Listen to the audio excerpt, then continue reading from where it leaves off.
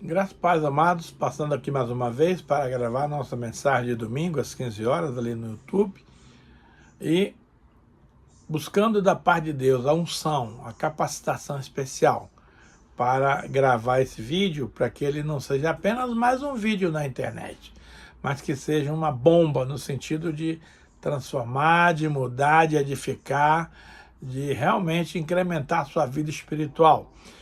Portanto, Deus, eu te peço que o Senhor me conceda a revelação do alto, que a presença do Teu Espírito Santo me inunde agora, me transborde, para que aquilo que eu vou falar aqui seja fogo, seja rema, para realmente impactar aqueles que nos assistem.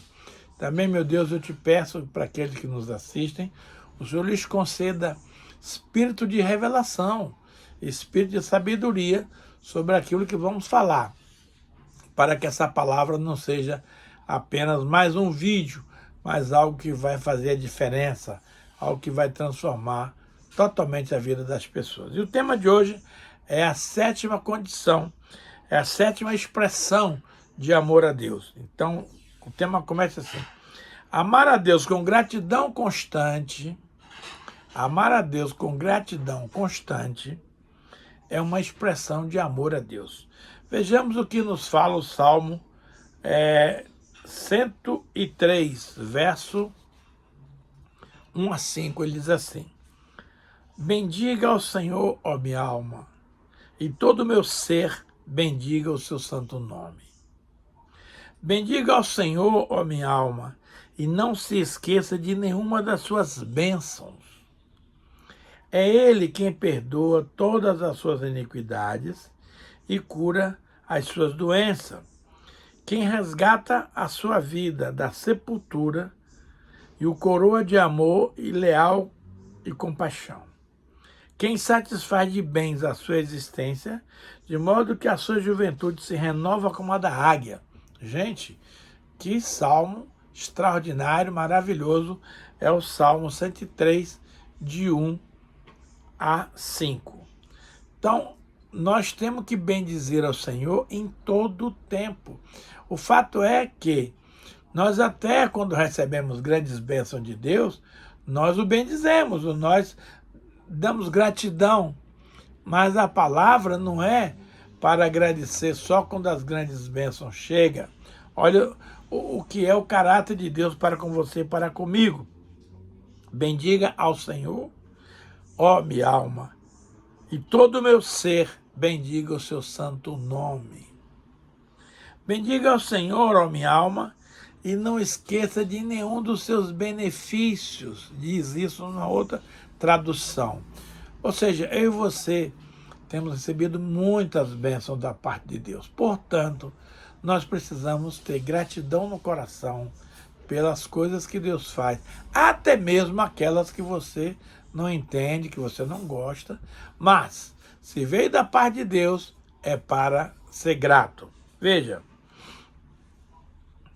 é Ele, o Senhor, quem perdoa todas as suas iniquidades. Meu Deus, olha que coisa linda. Iniquidade, amado, é aquele pecado que você comete sabendo que é pecado. Não foi uma acidentalidade de percurso. Você sabe que mentir é pecado e você mente. Você sabe que roubar é pecado e você rouba. Você sabe que adulterar é pecado e você adultera. Então isso é iniquidade. Iniquidade, mano, se você bobear, vai fazer você perder a salvação.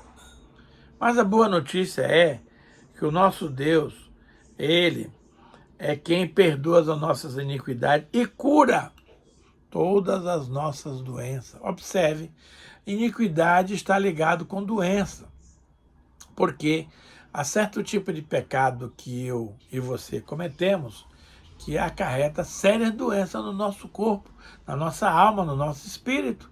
Então, o nosso Deus, ele é maravilhoso porque ele perdoa as iniquidades e cura as nossas doenças. Olha só, é Ele quem resgata a nossa vida da sepultura. Todos que morrerem nesse mundo aqui vão ser sepultados. Mas Jesus vai resgatar você de lá para te dar um corpo glorificado, para você participar das bodas do Cordeiro lá no céu. E coroa de amor leal e compaixão à sua vida. Olha que promessa espetacular. É Ele que satisfaz de bens a sua existência, de modo que a sua juventude se renova como a da águia. Interessante, amados. Deus tem grandes promessas para os anciãos. O ancião não é o fim da história. Não, você tem muita lenha para queimar. Você tem muita coisa para fazer para Deus. É só você se disponibilizar nas mãos do Senhor, que Ele vai fazer a obra. Então, meus amados, seja grato. E eu gosto muito de 1 Tessalonicenses 5,18, que diz: em tudo dai graças, porque esta é a vontade de Deus para a sua vida. Veja só. Em tudo dai graça. Eu quero linkar essa palavra com Romanos 8,28, que diz o seguinte: todas as coisas, boas ou ruins, cooperam para o bem daqueles que amam a Deus, daqueles que são chamados segundo o seu chamado. Nós temos que parar com essa mania de só ter gratidão com as coisas boas. Isso aí até os ímpios fazem. Mas nós precisamos reconhecer que quando Deus permite que algo ruim nos aconteça, seja grato, que Ele vai pegar esse fato e vai transformar numa bênção maravilhosa. Eu tenho, por exemplo, vários exemplos de coisas que me aconteceram ruins e que Deus transformou em grandes bênçãos. Não tenho tempo aqui para compartilhar esse exemplo hoje, mas eu quero deixar muito claro que nós precisamos ser gratos a Deus por tudo aquilo que nos acontece. Ser grato a Deus demonstra reconhecimento por suas bênçãos e confiança em sua provisão. Vejamos o que Paulo falou aqui em 1 Timóteo 1,12-16. Ele diz assim: dou graças a Jesus Cristo, nosso Senhor, que me deu forças e me considerou fiel, designando-me para o ministério. A mim que no outro tempo fui blasfemo, perseguidor e insolente. Então Paulo reconhece que ele foi eleito ministro de Deus por graça, por bondade de Jesus, porque ele fez muita bobagem. Aqui ele mesmo diz, fui blasfemo, perseguidor e insolente. Mas ele alcançou misericórdia da parte de Deus, porque ele praticou esses atos no tempo da ignorância. Ele não conhecia a verdade. Ele não conhecia Jesus. Então, ele agradece a Jesus que lhe deu força e que lhe considerou fiel. Ele considerou, não está dizendo que ele é fiel. Nós não somos fiéis, mas o Senhor nos considera fiéis. Por isso, nós temos que honrar a Deus, mantendo a fidelidade em tudo aquilo que vamos realizar. Deus, porém, foi misericordioso comigo, pois, sendo ignorante, agi em incredulidade. Contudo, a graça do nosso Senhor transbordou sobre mim com a fé e o amor que estão em Cristo Jesus. Essa palavra é fiel e digna de toda aceitação. Cristo Jesus veio ao mundo para salvar os pecadores, dos quais eu sou o pior. Olhe só a declaração de Paulo a respeito de Jesus, ele reconhecendo que ele era um dos piores pecadores quando Cristo veio buscá-lo. Veja,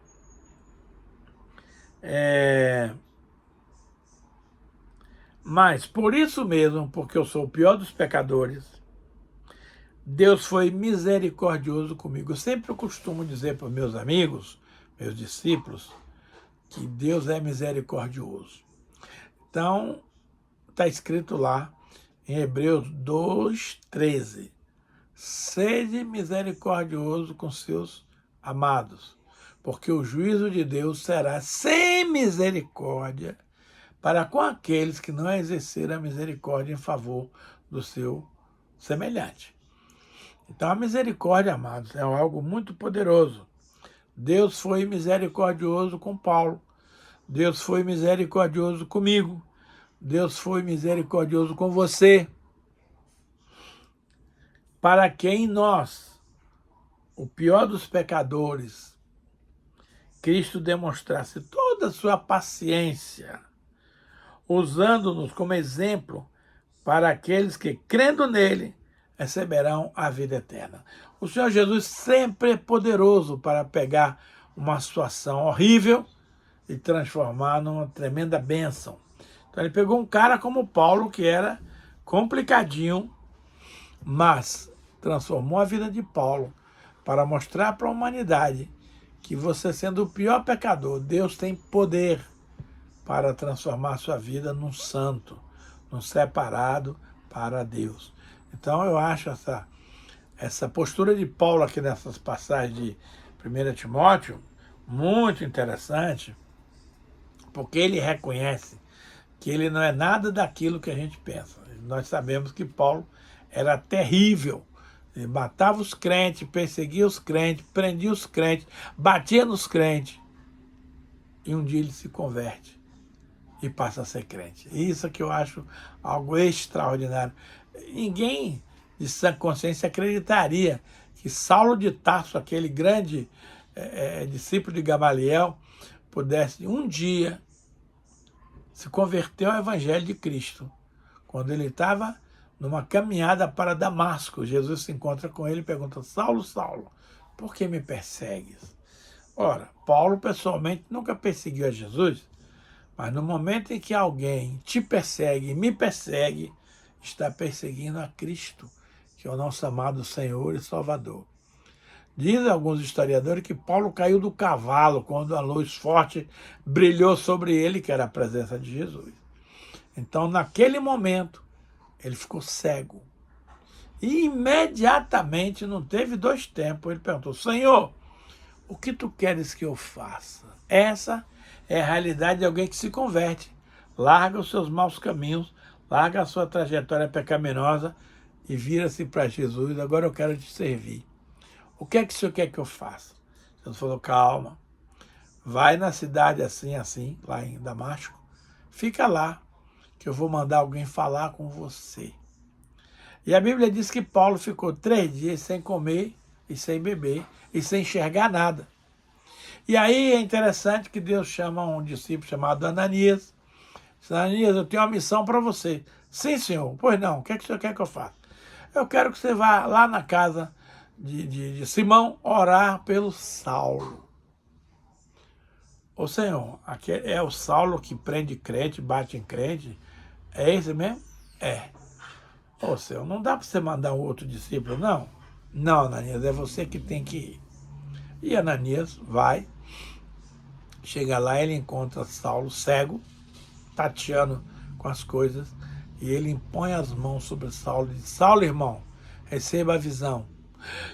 E Paulo voltou a enxergar. O Senhor me apareceu e mandou que eu viesse aqui orar por você. E aí ele fala: ô Saulo, ô Paulo, ele mudou de nome para Paulo.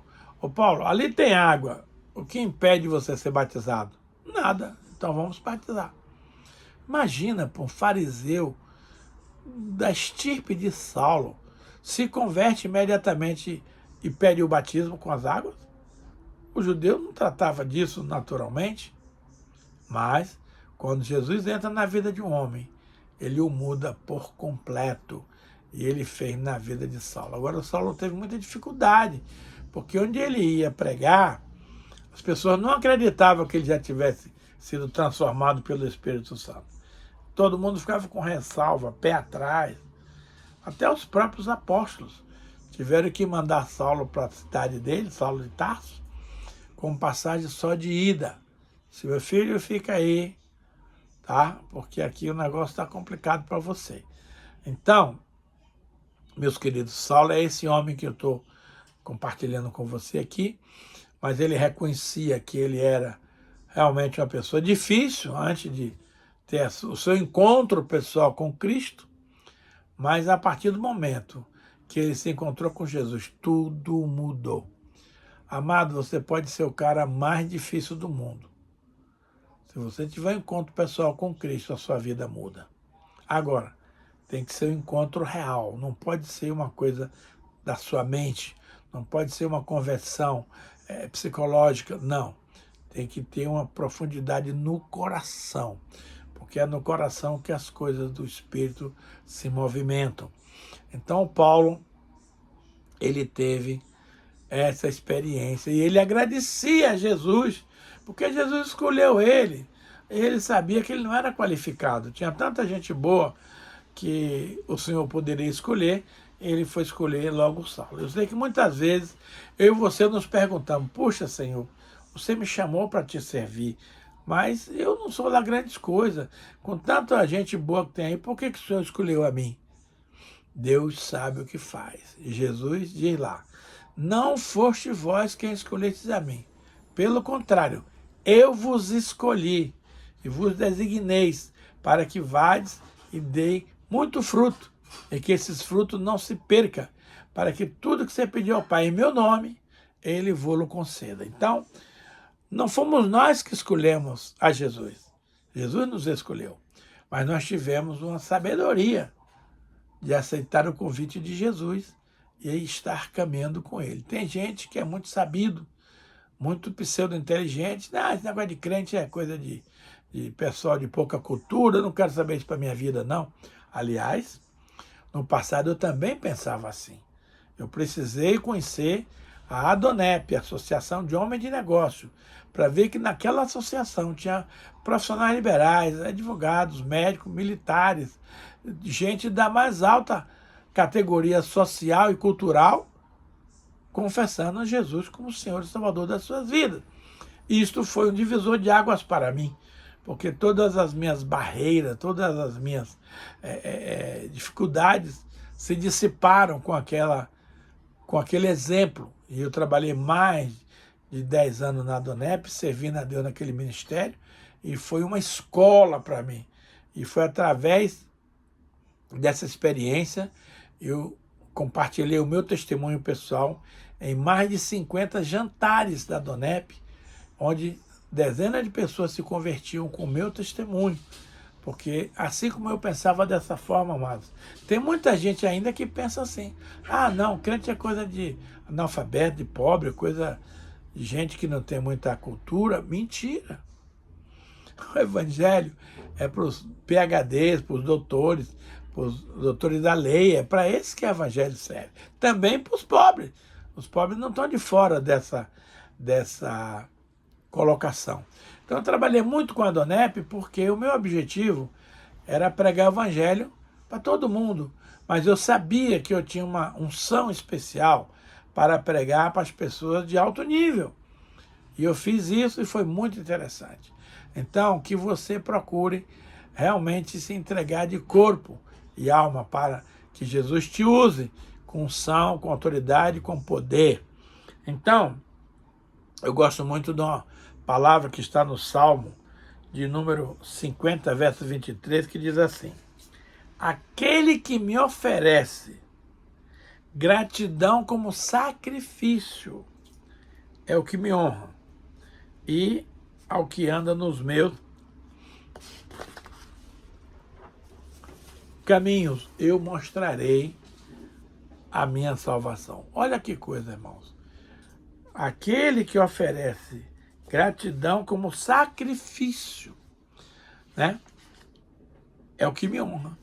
Então, você tem que agradecer a Deus pelas coisas boas e pelas coisas ruins, porque Deus sabe o que faz e por que faz. Então, meus amados, esse é o tipo da gratidão que agrada ao Senhor. Quando eu estou me sacrificando, quando eu estou sem condições naturais para ser grato a Deus. Mas não importa qual seja a situação, seja grato, porque Deus se agrada disso.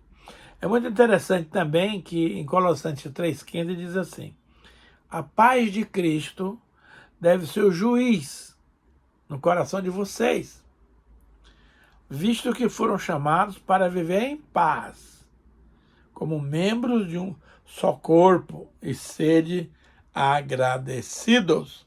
Então, meus amados, tudo que você for fazer na vida, mas que não te traz paz no coração, não faça.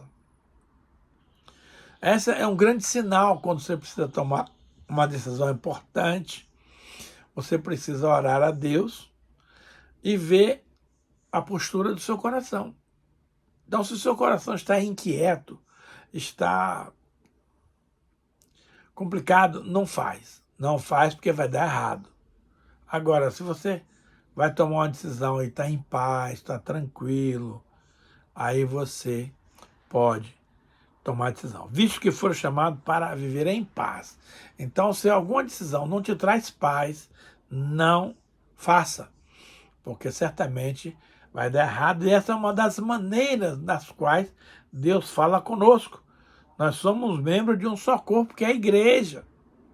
E sede agradecidos. Ah, irmãos, como tem gente que é ingrato. Deus faz tantas coisas, mas eles não veem o favor de Deus. A sua boca só sai murmuração, queixa. Deus não se agrada disso, porque Ele tem sido muito bom para comigo, para com você. Então, ser grato, ser agradecido é algo que agrada muito o coração do nosso Deus.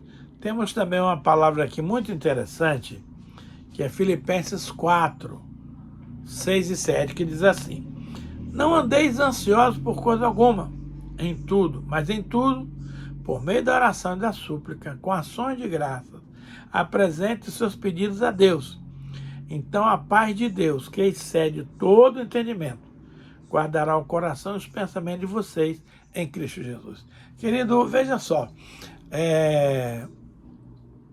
essa é uma área complicada na vida das pessoas, porque as pessoas ficam ansiosas por qualquer coisa. E quero lhe dizer algo, amado, com muito amor e carinho. Ansiedade é pecado. Por quê, pastor? Porque a ansiedade é falta de fé. É falta de confiança em Deus. É você querer apressar Deus para fazer as coisas na sua hora e não na hora de Deus. Então, tome muito cuidado, porque você pode estar incorrendo neste grave pecado da ansiedade. Quando Jesus estava lá em Mateus 6, 24 em diante, ele diz lá, os caras estavam reclamando sobre o que comer, o que beber, o que vestir. Jesus falou, pessoal, calma, o vosso Pai sabe que você precisa de todas essas coisas, mas não fiquem ansiosos. Você observe os lírios do campo, muito lindo, muito maravilhoso, mas a Bíblia diz que nem Salomão, nos seus dias de glória, se vestiu tal qual aquele lírio do campo, que hoje está bonito, daqui a 3 dias murcha, seca, acabou. Ele fala, não sejam ansiosos. Você já viu os passarinhos com ansiedade? Não. Mas os passarinhos não plantam, não colhem, não guardam seus mantimentos em celeiro. Contudo, o vosso Pai Celeste os alimenta. Por acaso vocês não são muito mais preciosos como filhos do que os pássaros, que são apenas criaturas? Então ele diz, não fiqueis ansiosos com o dia de amanhã. Basta o dia o seu próprio mal. Você, por mais ansioso que esteja, não pode acrescentar um côvado, que é uma medida de 45 centímetros, ao curso da sua vida. Mas ele dá a receita. Buscai, pois, em primeiro lugar o reino de Deus e a sua justiça. E todas essas coisas que vocês estão preocupados lhes serão acrescentadas gratuitamente. Então, nós não podemos ficar ansiosos. Em primeiro lugar, buscar o reino de Deus e a sua justiça. E aí, aquilo que estava te inquietando, tirando teu sono, tirando a tua paz, Deus vai acrescentar gratuitamente. Olha o que nos diz aqui, essa palavra que eu já li de Filipenses. Não andeis ansioso de coisa alguma. Peraí, pastor, peraí. Como não? Todos nós temos problema, temos dificuldade. Como é que o senhor diz que não é para ficar ansioso? Eu vou te dar a receita agora. Olha só. Mas, em tudo, todas as preocupações, todas as dificuldades, todos os problemas, todas as coisas que te afligem, não fique achando que se você dormir, passa. Não vai passar. Não acha que você reclamando vai resolver. Não vai. Mas tem um segredo aqui. Que você precisa, por meio da oração e pela súplica, com ações de graças, apresente os seus pedidos a Deus. Ou seja, não seja inconsequente. Senhor, o negócio é o seguinte, existe essa situação que estão me incomodando, que estão me aborrecendo, que estão tirando a minha paz. Eu quero pedir que o Senhor faça alguma coisa.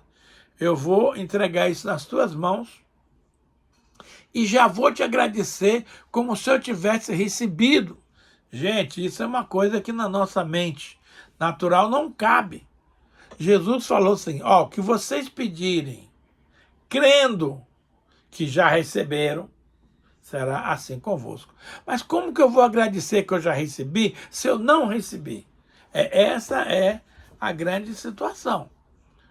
Você precisa pedir e crer que já recebeu, sem ter recebido. Meu irmão, não peça para me explicar muito isso, não, que isso é coisa de fé. E a fé não se explica, se vive. Você está entendendo? Então, se você está com um problema, seja ele qual for, ore a Deus. Não dá para ficar de boca fechada e sofrendo lá no escuro. Não. Ore a Deus. Apresente a sua dificuldade. Apresente o seu problema para Deus e já agradeça como tendo recebido. Mas, pastor, isso é loucura. As coisas de Deus é loucura. Se você quiser entender com a mente natural, não vai rolar. Veja bem, estou te falando algo que eu tenho experimentado na minha vida.